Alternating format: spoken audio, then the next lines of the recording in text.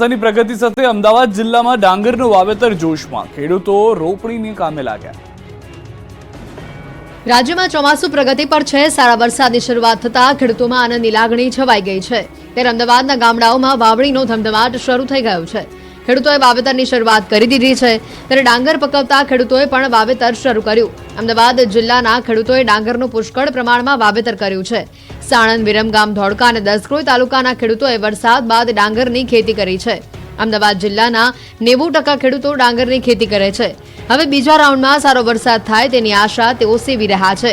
જો કે હાલ સિંચાઈ અને બોરવેલ સુવિધાવાળા ખેડૂતો પ્રથમ વરસાદ બાદ વાવેતર શરૂ કર્યું છે, જેમાં 15 થી 20% જ ખેડૂતોએ વાવેતરની શરૂઆત કરી, જ્યારે મોટાભાગના ખેડૂતો હવામાન વિભાગે કરેલી આગાહી અનુસાર વરસાદની આશાએ વાવેતર કરવા માટે બેઠા છે। ગત વર્ષ કરતા આ વર્ષે બિયારણ, ખાતર, ખેડામણ, દવા સહિતની સામગ્રી પણ 15 થી 20% મોંઘી થઈ છે।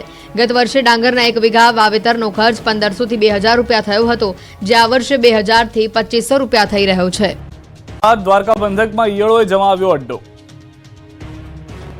દ્વારકા પંથકમાં મેઘરાજાએ ધબધબાટી બોલાવતા ખેડૂતોની ખુશીઓનો કોઈ પાર નથી રહ્યો। ધરતીપુત્રોના માથેથી મોટી મુસીબત તો દૂર થઈ ગઈ છે, પરંતુ એક નવો ખતરો આવી પડ્યો છે। દ્વારકાના કલ્યાણપુરના મેવાસા, કરણધાર સહિતના વિસ્તારોમાં જમીનમાંથી ઉકળાટ બહાર આવતા ઈયળોના ઝુંડ બહાર નીકળી આવ્યા છે। ગામના એક ઘરમાં ઈયળોએ અડ્ડો બનાવી લીધો છે। ઈયળોના ઢગલા કરણધાર વિસ્તાર અને મેવાસા ગામ વિસ્તારોમાં નીકળી પડ્યા છે। જમીનમાંથી લાલ કલરની ઈયળોના ઢગલા નીકળી પડતા લોકોને ઘરોમાં રહેવામાં, જમવામાં બધી જ જગ્યાએ મુશ્કેલી પડવા લાગી છે। મેવાસા ગામ અને કરણધાર વિસ્તારોમાં ઢગલો ઈયળો નીકળી પડતા લોકોમાં કુતૂહલ સર્જાયું। લોકો પગ નીચે મૂકી શકતા નથી। દિવાલો પર તો ડેરો જમાવતા લોકો ડરી ગયા છે। ઠાકોરની કેળાના ફળથી તુલા કરાઈ। બનાસકાંઠામાં નવનિયુક્ત કોંગ્રેસ સાંસદ ગેનીબેન ઠાકોરનો સત્કાર સમારોહ યોજાયો। ગેનીબેન ઠાકોરની કેળાની તુલા કરાઈ। કોંગ્રેસના નેતાઓને તોલાયેલા કેળા ગાયોને ખવડાવવામાં આવ્યા। પાલનપુરના કાનુભાઈ મહેતા હોલ ખાતે યોજાયેલા સમારંભમાં એઆઈસીસીના પ્રભારી અને સાંસદ મુકુલ વાસનિક, પ્રદેશ પ્રમુખ શક્તિસિંહ ગોહિલ, વિપક્ષ નેતા અમિત ચાવડા સહિત કોંગ્રેસના દિગ્ગજ નેતાઓ ઉપસ્થિત રહ્યા। બીજી તરફ આગામી સ્થાનિક સ્વરાજ્યની ચૂંટણીને લઈને ગુજરાત કોંગ્રેસે તૈયારી શરૂ કરી। ગુજરાત કોંગ્રેસના સંગઠન પ્રભારી મુકુલ વાસનિક 3 દિવસના ગુજરાતના પ્રવાસે છે। વાસનિક 4 જિલ્લાની કોંગ્રેસ સમિતિની કારોબારી સાથે બેઠક કરશે। 11 તારીખે ગાંધીધામમાં કચ્છ જિલ્લા કોંગ્રેસ સમિતિની કારોબારી બેઠક યોજાશે। સાંજે મોરબીમાં જિલ્લા કોંગ્રેસ સમિતિની કારોબારી બેઠક યોજાશે। 12 તારીખે સુરેન્દ્રનગરમાં જિલ્લા કોંગ્રેસ સમિતિની કારોબારી બેઠક મળશે અને સાંજે અમદાવાદમાં જિલ્લા કોંગ્રેસ સમિતિની કારોબારી બેઠક મળવાની છે। પીપળિયાની ગૌરી નકલી સ્કૂલ પ્રકરણમાં સામાકાંઠાની 8 શાળાની સંડોવણી ખુલી। રાજકોટની નકલી શાળા મામલે રાજકોટની 6 શાળાઓની સાંઠગાંઠ હોવાનો ખુલાસો થયો। શિક્ષણ વિભાગની તપાસમાં ચોંકાવનારા ખુલાસા થયા। રાજકોટની 8 શાળામાં બાળકોના એડમિશન બોલતા હતા અને વિદ્યાર્થીઓ ગૌરી સ્કૂલમાં અભ્યાસ કરતા હતા। Ramakrishna Vidyalaya, Almighty school, Grace school, M B Patel Vidyalaya, Ramdev Vidyalaya, Navodit Vidyalaya, Ramakrishna Vidyalaya, Akshar school, Nakshatra સ્કૂલો સંડોવાયેલી છે। આ સ્કૂલો સામે ટૂંક સમયમાં પોલીસ ફરિયાદ નોંધાવવાની કાર્યવાહી હાથ ધરાશે। તો બીજી તરફ રાજકોટના માલિયાસણ પાસે આવેલી પીપળિયાની નકલી ગૌરી પ્રાઇમરી સ્કૂલમાં ભણતા 35 વિદ્યાર્થીને સરકારી શાળામાં શિફ્ટ કરી દેવામાં આવ્યા। 24 વિદ્યાર્થીને પીપળિયા ગામ નજીક આવેલી જુદી જુદી સરકારી શાળામાં પ્રવેશ આપવામાં આવ્યો છે, જ્યારે 11 બાળકોને આંગણવાડીમાં એડમિશન આપવામાં આવ્યું છે। તો 6 વર્ષથી પીપળિયામાં નકલી સ્કૂલ ચલાવતા તિવારી દંપતી હાલ ગામમાંથી સામાન લઈને ભાગી ગયા છે। આ દંપતી પોતાના વતન મધ્યપ્રદેશ જતા રહ્યા હોવાનું ગામમાં ચર્ચાઈ રહ્યું છે। ગીર સોમનાથમાં ગૌચરની જમીનમાંથી દબાણ હટાવવા કલેક્ટરની ગાંધીગીરી। એના ગોચરના દબાણો છે, કાલથી મહેરબાની કરીને ખાલી કરી નાખો। વરસાદ થઈ ગયો છે, કોઈ વાવશો નુકસાન તો પછી મન નહીં થાય, જાજુ નુકસાન થશે। કંઈક આ રીતે ગીર સોમનાથના કલેક્ટરે દબાણકર્તાઓને દબાણ હટાવવા માટે ચીમકી આપી। વાત છે ગીર સોમનાથના સુત્રાપાડાના ધામળેજ ગામની। અહીંના ગોચરની જમીનમાં કેટલાક લોકોએ ગેરકાયદેસર દબાણ કર્યું છે। અનેક રજૂઆત કરવા છતાં પણ દબાણ દૂર ન કરતા કલેક્ટરના અધ્યક્ષસ્થાને ધામળેજ ગ્રામે ગ્રામસભા યોજાઈ હતી। અહીં કલેક્ટરે ગોચરની જમીનો પર વાવેતર કર્યું હોય તેમને મીઠી ભાષામાં ચીમકી આપી। જેના દબાણો હોય તેને સ્વેચ્છા હટાવી લેવા ચીમકી આપી। બીજી ગ્રામસભા દરમિયાન કલેક્ટર ગામના મહિલા સરપંચના પતિ પર બગડ્યા। મહિલા સરપંચના બદલે તેમના પતિ પ્રતિનિધિ તરીકે સભામાં હાજર રહેતા તેમને ખખડાવ્યા। કહ્યું કે મહિલા સશક્તિકરણની વાતો કરો છો અને સરપંચના બદલે પ્રતિનિધિ સભામાં આવે છે। સરપંચ તમે છો ને, તમે જ કરો કે પ્રતિનિધિ છો? એવું ન હાલે, પ્રતિનિધિની વાત ખોટી ભાઈ. વરસાદ ઇંચમાં નહીં ફૂટમાં પડશે. વરસાદની બ્રેક થઈ જશે ફેલ. હવામાન વિભાગની ઘાતક આગાહી. ગુજરાતના વાતાવરણમાં સતત પલટો આવી રહ્યો છે. થોડી વારે ધૂપછાંવ થયા કરે છે. લોકો આકાશ જોઈને અંદાજો લગાવે છે, પણ હવામાન વિભાગની આ ઘાતક આગાહી જાણીને તમારા છાતીના પાટિયા બેસી જશે.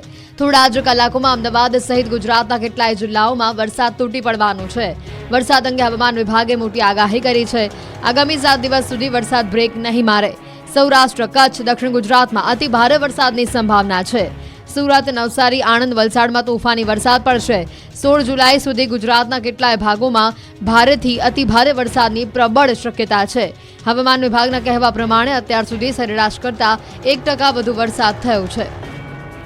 गुजरात रीजन में वेरी हेवी रेनफॉल होने का चांसेस है. वलसाड, नवसारी, तापी, डांग, सूरत, भरूच, खेड़ा, आनंद, अहमदाबाद और जो सौराष्ट्र कच्छ में आपका वेरी हेवी रेनफॉल होने का चांसेस है. वो सारे डिस्ट्रिक्ट में होगा एक्सेप्ट कच्छ को छोड़ के देवान में. મેઘરાજા બેફામ બનશે. સૌરાષ્ટ્ર કચ્છનો વારો પાડી દેશે. પરેશ ગોસ્વામીની મોટી આગાહી. ગુજરાતમાં વરસાદે ફરી જમાવટ કરી છે. સૌરાષ્ટ્ર અને ગીર પંથકમાં ગાભા કાઢી નાખે તેવો વરસાદ પડ્યો. હવામાન વિભાગે તો 7 દિવસ સાર્વત્રિક વરસાદની આગાહી કરી છે અને એમાં પણ 2 દિવસ તો મેઘરાજા બેફામ બનીને ત્રાટકશે. તોફાની વરસાદની આગાહી હવામાન નિષ્ણાંત પરેશ ગોસ્વામીએ કરી છે. પરેશ ગોસ્વામીના મતે આગામી 2 દિવસ સુધી તોડી નાખે તેવો વરસાદ પડશે. 1-2 ઇંચ નહીં પરંતુ 8-8 ઇંચ સુધીનો વરસાદ ખાબકશે. નદીઓ ગાંડી તૂર બનશે. ડેમો છલકાશે. ખેતરોમાં તારાજી સર્જાશે. ખાસ કરીને ફરી એકવાર સૌરાષ્ટ્રનો વારો કાઢી નાખશે આ વરસાદ. સૌરાષ્ટ્રના મોટા ભાગના વિસ્તારોમાં ભારેથી અતિ ભારે વરસાદ પડશે. રાજકોટ, સુરેન્દ્રનગર, મોરબી, કચ્છમાં વરસાદ માઝા મૂકશે.